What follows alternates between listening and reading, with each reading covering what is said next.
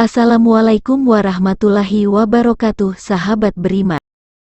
Mitos memakai baju hijau di pantai selatan, apakah termasuk syirik? Mitos terkait Ratu Pantai Selatan memunculkan larangan menggunakan baju berwarna hijau saat berwisata di pesisir, terutama di pantai selatan Jawa.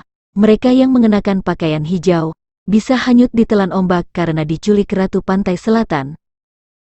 Bagaimana seorang muslim meyakini mitos memakai baju hijau di pantai selatan? Apakah diharamkan dan termasuk syirik? Itu mitos yang dihukumi syirik. Mitos seperti ini bila tidak didasari landasan ilmiah, maka termasuk syirik. Mitos, tahayul, dan khurafat termasuk dalam bentuk tatoyur atau tiaroh. Hal ini termasuk kesyirikan. Karena tiaroh itu menggantungkan hati pada perkara yang hayalan, tidak punya kaitan apa-apa, hati meyakini perkara tadi bisa mendatangkan kebaikan atau bahaya. Para ulama berkata bahwa tatoyur, tiaroh adalah beranggapan sial dengan sesuatu yang didengar atau dilihat, bisa juga beranggapan sial dengan tempat atau waktu. Tiaroh berasal dari kata burung toir. Dahulu orang Arab jahiliyah ketika memutuskan melakukan safar, mereka melihat terlebih dahulu pergerakan burung. Jika burung tersebut bergerak ke kanan, itu tanda perjalanan akan lancar. Jika burung tersebut bergerak ke kiri, itu sebagai pertanda harus mengurungkan niat bersafar karena bisa terjadi suatu musibah di perjalanan nantinya. Kaidah tiaroh, tatoyur, yang diharamkan adalah dijadikan alasan untuk melakukan atau membatalkan sesuatu. Hukum tiaroh dapat dirinci menjadi dua. Dihukumi syirik akbar, syirik besar, jika meyakini bahwa yang dianggap mendatangkan sial itu bisa berpengaruh dengan sendirinya dalam mendatangkan atau menolak bahaya. Dihukumi syirik asgor, syirik kecil, jika meyakini bahwa yang dianggap mendatangkan sial itu hanya menjadi sebab dalam mendatangkan atau menolak bahaya. Kapan beranggapan sial termasuk syirik? Kami contohkan mengenai mitos memakai baju hijau ketika berada di pantai selatan karena akan mendatangkan sial atau celaka. Kapan beranggapan sial kala itu dihukumi syirik? Coba perhatikan rincian berikut ini. Jika diyakini bahwa memakai baju hijau akan mendatangkan sial ketika berada di pantai selatan, karenanya ia lebih memilih mengenakan baju warna lain, hal ini dihukumi syirik. Jika tetap memakai baju hijau ketika berada di pantai selatan lalu berada dalam penuh kekhawatiran atau kegelisahan, ini tetap haram dan bisa sampai pada tingkatan syirik.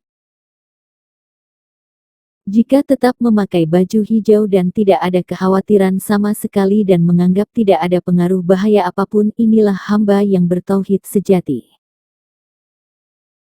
Agar tidak beranggapan sial, yang mesti dilakukan adalah 1. Tawakal kepada Allah. 2. Tetap melakukan yang diinginkan. 3. Berdoa kepada Allah. Allah Ta'ala berfirman, dan barang siapa yang bertawakal kepada Allah, niscaya Allah akan mencukupkan keperluannya. Quran Surat At-Tolak ayat 3. Islam melarang beranggapan sial. Dari Abu Hurairah radhiyallahu anhu, ia berkata bahwa Rasulullah shallallahu alaihi wasallam bersabda, tidak dibenarkan menganggap penyakit bisa menular dengan sendirinya. Tanpa ketentuan Allah, tidak dibenarkan beranggapan sial, tidak dibenarkan pula beranggapan nasib malang karena tempat, juga tidak dibenarkan beranggapan sial di bulan Safar. Hadis riwayat Bukhari nomor 5757 dan Muslim nomor 2220. Dari Abdullah bin Mas'ud radhiyallahu anhu, ia menyebutkan hadits secara marfu sampai kepada Rasul sallallahu alaihi wasallam. Beranggapan sial adalah kesyirikan, beranggapan sial adalah kesyirikan. Beliau menyebutnya sampai 3 kali.